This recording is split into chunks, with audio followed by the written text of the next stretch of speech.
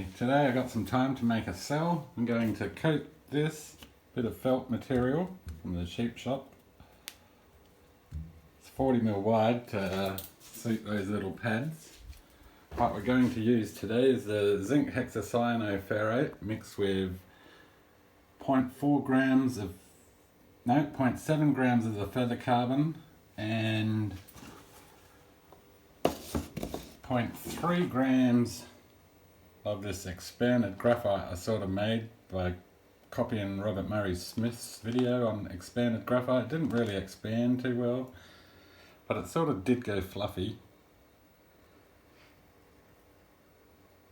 That was using the potassium permanganate and high concentrated sulfuric acid. I had to start off with 36% and I reduced it in the oven out the back right down several times.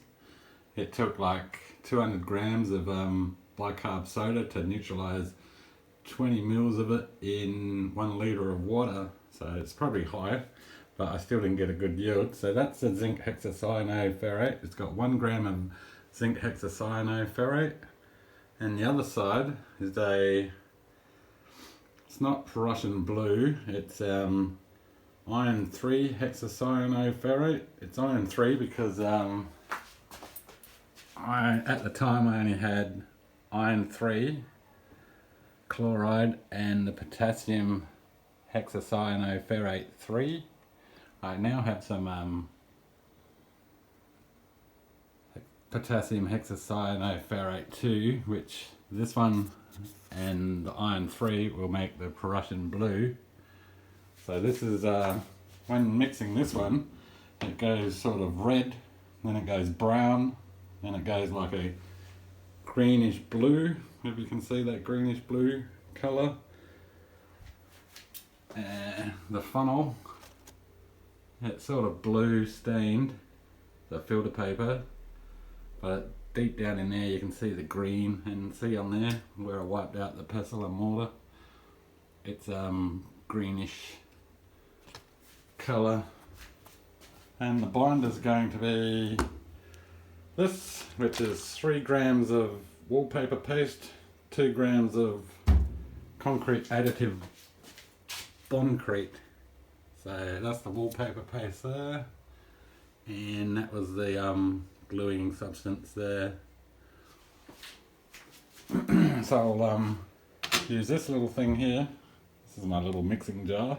I'll put my mixture in there and add some binder and make up a little slurry, and I'll roll it with the threaded bar for now on my piece of felt, and I'll get back when that's set up and dried.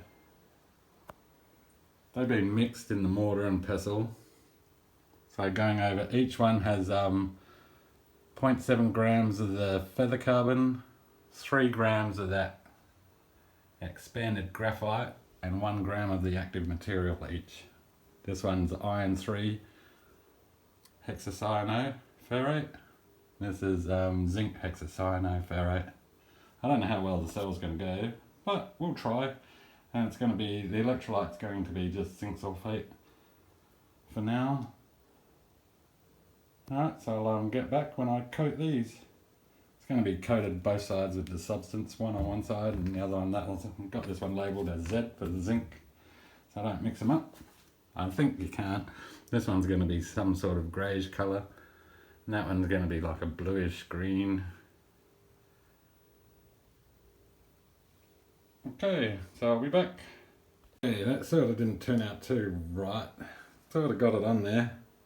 Took 4 grams of the binder. I should have probably put 6 grams maybe, because as soon as it hit that green felt, it sucked the moisture out of it and it sort of started drying and stuck all over the threaded bar. So I sort of wobbled it around there, got that much done. Wasted a lot in the jar, sticks like hell. Maybe make it a bit wetter. But for now, it's relatively even. So I'll let that dry for an hour and I'll get back. That's the zinc side. It was the zinc hexacyanoferrate side. Okay, back the next day. I was having trouble coating it with the threaded bar, so I just got the spoon and smeared it over. I redid the other side as well, the zinc hexacyano side, so I've reapplied another 2 grams of the material. Had the multimeter on the 20k range. It's not very resistive, so just stick these probes there. Let's see if they're working. So not very good on that side. This iron 3 hexacyanoferrate is a bit more conductive. 14 point something. It's a bit spongy though, so I guess it needs compressing. And if I put on the 200k, we get a reading there, which is high resistance. So I'm not sure how the cell's going to work. I'll cut a little section off, weigh it, and compare it with a piece without the stuff so we can get our weight. And then I'll soak it in some zinc sulphate electrolyte, and we can test it. Hopefully, who knows? It may work, it may not work. But we're here to find out, so I'll be back. Okay, so weighing in the piece of material, it's the same size as the piece with the carbon. We're about 0.21, and the bit with the carbon coating 1.46 or 1.45, so we're looking at 1.26, something like that, 1.25 grams. Alright, so I'll soak it in electrolyte, hopefully it doesn't melt off, and I'll get back and make a cell later. Probably give it about an hour or 2 in an electrolyte. Had it soaking for an hour. It's sort of bleeding out there. Not a good sign. Oh, when it's on paper, that binder, it doesn't seem to do that. Oh, but that was in the oven, so it's not sure now. I normally use cellulose acetate for my binders, but I was trying this.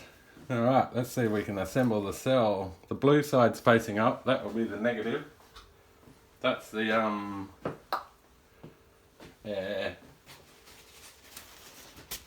3 hexacyanoferrate cell.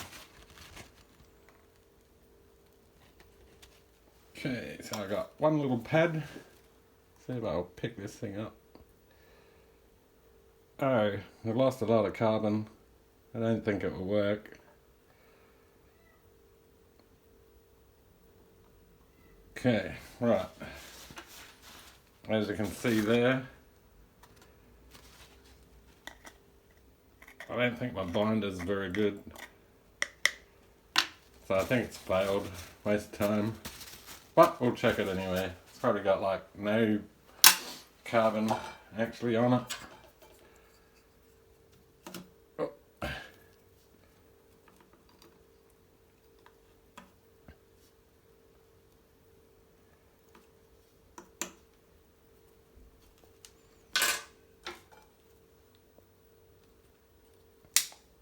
Yeah, it's gooing out everywhere.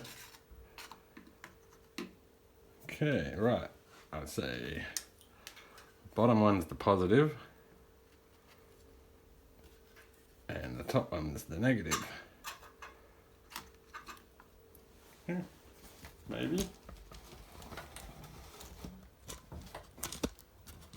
Oh, it's a bit disappointing about that binder. I might just stick with the cellulose acetate. Right, connect her up. See if we got the leads correct.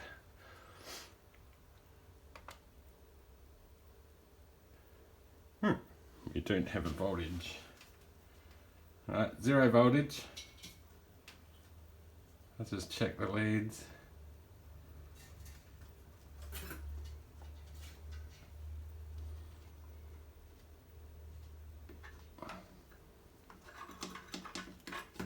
Alright, still no voltage. I'm imagining it's connected. We'll set a load of what, 10 milliamps for the poor thing. Cut off voltage.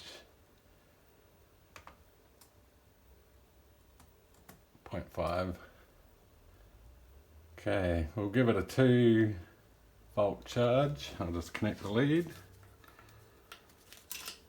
Maybe the data logger's not working, we'll find out in a minute. Yeah, data logger's working. Straight up the 2 volts I mean, and 100 milliamps we were dropping. Alright, I'll give that like 15 minutes. I might redo the test maybe if I get time later today with cellulose acetate as the binder. Alright, we'll get back. It's on charge for 11 minutes. I don't think it's going to work too well, so we'll disconnect the charge, see what happens. 1.8, no, 1.7. I'll just swap the leads over. And over here.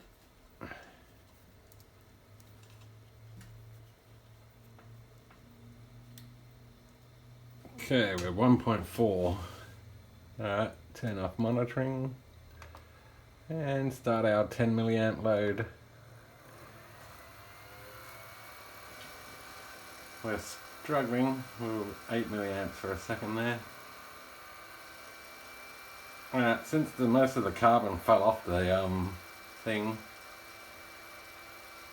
it's pretty poor. So what I'll do, I'll use the good old tried and tested cellulose acetate. Well, I didn't want to use it, but I'm running out. But you only need like 0.3 grams for 2 grams of carbon materials. And the rest you just fill it up with acetone, or 0.3 grams evaporates really quickly of that and dries out before you can use it. So you got to really wet it down. So applying it to that material might be tricky. It's easier to coat it on those graphite pads. You can just dab it and then layer it up. So I'll give it a try. Oh, we've got 0 milliamps. What's going on? Oh, it's stopped. Has it? Yeah. Yeah, very poor. Alright, I'll reconduct the experiment. I had to use 2 separate pieces this time. I'll face that down on the graphite pad, as well as that one. That's the iron 3 hexacyanoferrate, and that's the zinc hexacyanoferrate one. Spilt some of it there. I checked the resistance and it's about, what was it? Oh, I forgot. Yeah, it's going to be too hard. We'll get back, we'll test these ones. That's still drying. I probably need about an hour being cellulose acetate. I had to use the separate ones because cellulose acetate would take it down because of the amount of acetone. You have to like put 4 grams of acetone into the carbon mix before you add those 0.3 grams of the binder, cellulose acetate. That way you can mix it up. The binder should just go on the outside of the carbons, hopefully, because the the acetone would be absorbed into the carbon, which will eventually evaporate and leave some residue, of course. So I coated that one a bit better. That was my first attempt. You I use the back of that spoon, see how it's hollowed out, scoop it up and dab it and work your way along. Do a line at a time, come back, and you can go over it again until you run out of your carbon mix. And that seems to work pretty well. It's actually hardening up. Wonder if we can scrape that off without damaging it. Alright, I'll be back. They're quite cheap on eBay. You get 100 of them for 25 bucks. And they're chemical resistant ones. And what's the other stuff? Whatever. They're not latex, that's it. Alright. Okay, back. Have the coatings on the separate pieces now. It's sort of bled through a little bit and probably leaked, but they're a bit harder. This one started folding up, so it's got some cracks in it there. And for the resistance, we're on 200. No, we're on the 2000 ohm mark. So we'll do the iron 3 hexacyano one.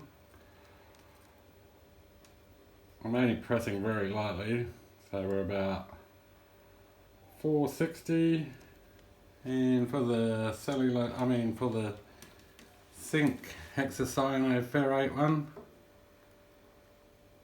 oh, we're quite good. Is that 200 or 300? I'm upside down. 260. Oh, one. Alright, that one turns out much more conductive this time.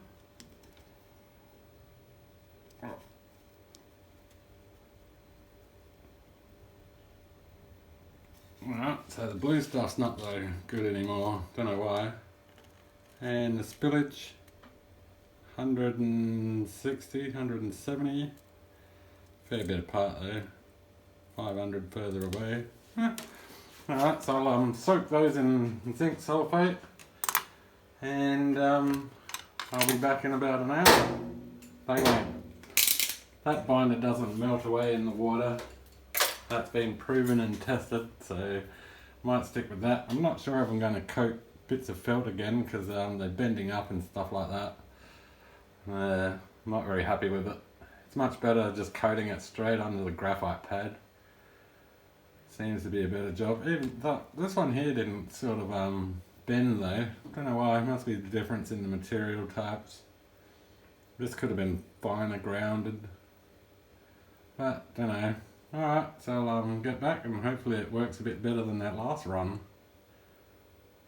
Okay, I have the cell connected. We have the iron 3 hexacyanoferrate on the top and the zinc hexacyanoferrate on the bottom. It's a quite fat cell with 2 bits of felt in there.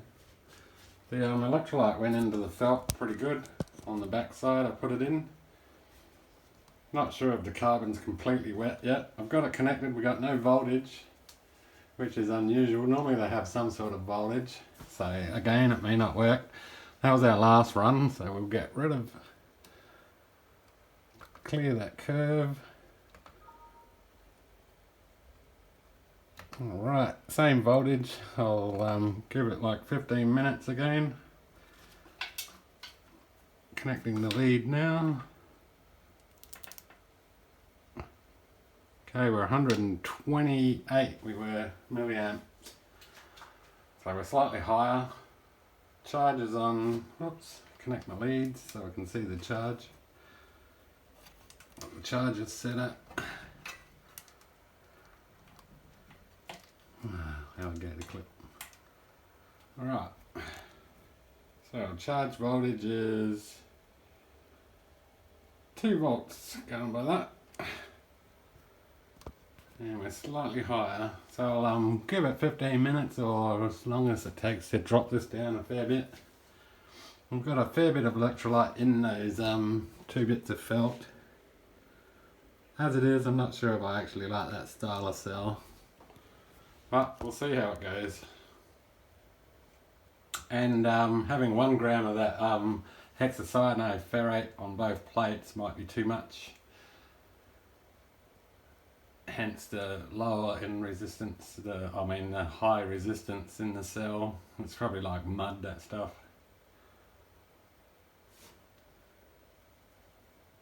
Okay, we're at 21 minutes of charge. The voltage has slowly gone up and milliamps has slowly gone down, so we'll leave it at that for now. We can always charge it up later more on the next run. So I'll disconnect, swap the leads over.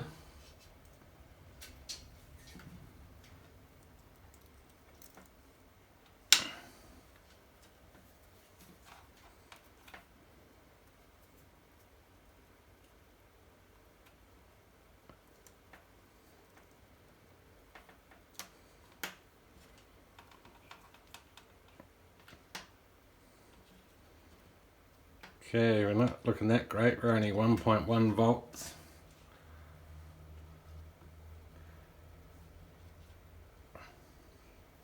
Alright, we'll keep our 10 milliamp load and start our run. So we drop off really quickly.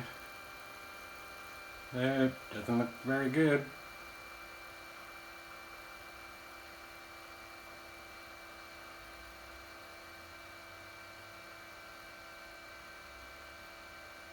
No, no much luck in this cell.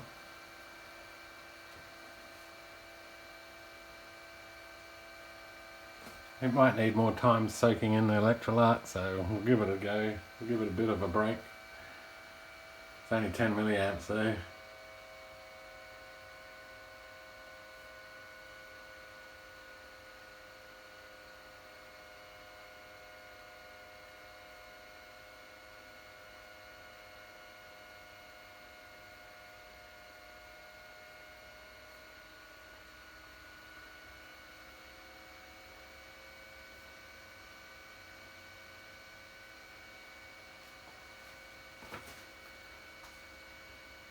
Alright, we'll put it on another charge a bit longer and see what happens.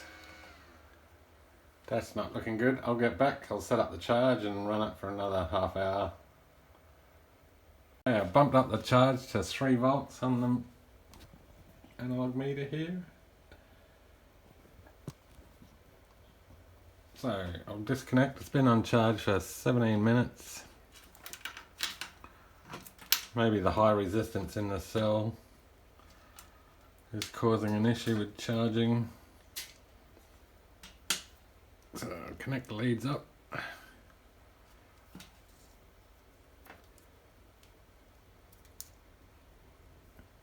Okay, we're at a higher voltage. We're at 2.1. It's starting to look a bit better. So maybe the charge was too low to get through that resistance. So we'll start our test again. 10 milliamps. Alright, that's a bit better. Interesting there. It was pretty high, we're like 400 and something like 600 or 700 on the other plate in resistance. So now the cell looks like it's doing something much better. Alright, I'll let that run, see how long we get on our 17-minute charge. I was pretty much expecting this to be flat time I got back. 17 minutes, 44 seconds, and we're 1.6 volts. Take that back about the felt stuff.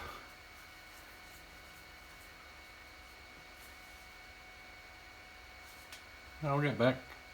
Okay, we got 38-minute run time on that one, 10 milliwatt hours and 6 milliamp hours on that run, and we're at 1 volt now. Discharged, that's the bounce back. So it sort of got to a point and just dropped straight down. We'll give it a half-hour charge and see how long it goes. Last time it was about 17 minutes, so I'll get back with the charge and see what we get. After that, I'll add electrolyte again, might be drying out. Okay, the cell's been on charge for 31 minutes, so I'll just disconnect the charge. Might have dried it out a bit, I can sort of smell it.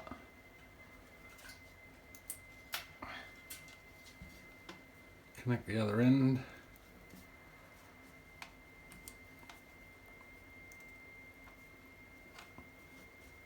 Okay, we're 2.2 this time, so maybe a bit of a longer charge is going to be good.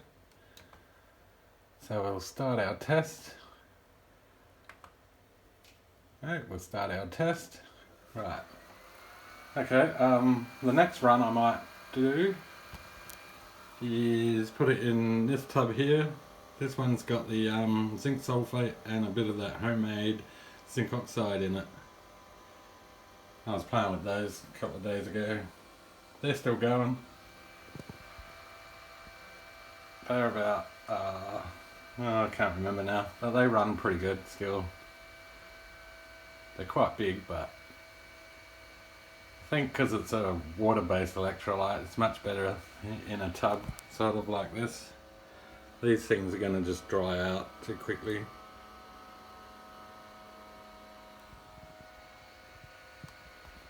So we should get a bit longer than 38 minutes, unless we've dried the cell out. Alright, I'll be back. Okay, cell's still running. We're at 11 milliamp hours and 17 milliwatt hours. And we're still at 1.2 volts, but we're on our way down. it's probably going to just drop off straight away. We've got an hour and 8 minutes. Not too bad for a a half hour, 31-minute charge. It's probably drying out. I'll try it in a wet cell. Probably go better. Alright, I'll be back when it runs out. Okay, we've just run out 1 hour and 20-minute run time, 13 milliamp hours and 19 milliwatt hours. Not a bad run from the little cell. Considering I didn't think it was going to run at all. So it looks like those two metals work together. I'll stick it in the wet tub and we'll see what happens. So I'll get back. It's in the tub. It's rebounded to 1.79 volts. Don't worry about the dirty liquid. It was from that one. That's had several hundred charges. I mean, a few charges. At least 100. That one's clean. I could have used that one, but oh well. I think that one's better. So I'll charge it up. Might charge it for an hour, or half. Well, start with a half hour and see how it goes. Might as well do that now while we got the camera running.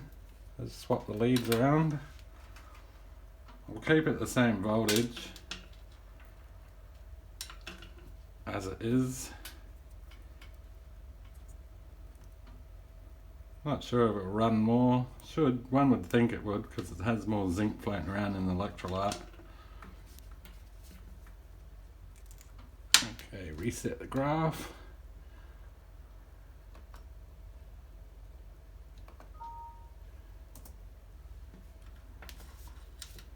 Start monitoring. Okay, connecting. Round about the same milliamps. So nothing different. It just won't dry out as quick. It was pretty sort of, oh, what happened?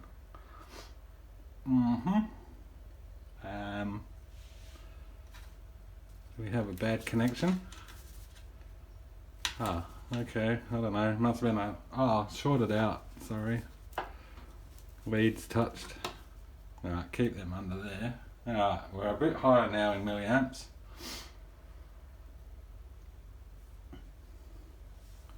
Rightio, I'll be back. Okay, been on charge for an hour. I backed it off here to 2.7 and it's just been sitting there. It was sort of bubbling, so I thought I'd better back it off before I wreck the cell.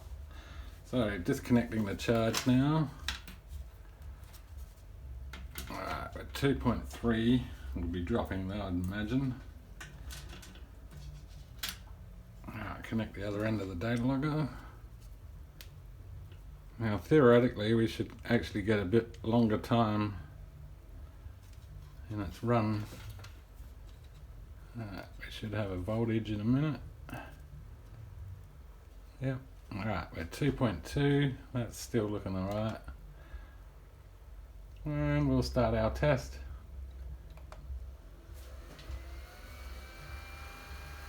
Alright, so there's a sort of an improvement already because we would have dropped down to 1.8 and we're sort of holding at 2 volts for a bit. So the liquid's looking the same colour. No bluishness. Had some bubbles just then, I saw.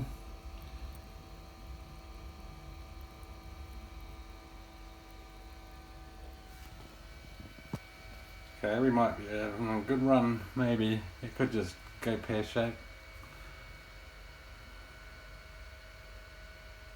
Alright, I'll be back. Okay, cell's going strong. It's an hour and 7 minutes, 11 milliamp hours, 20 milliwatt hours. And it's sort of holding quite well. Quite impressive, I think, maybe. It's only 10 milliamps, but enough to run the LED. Little green one.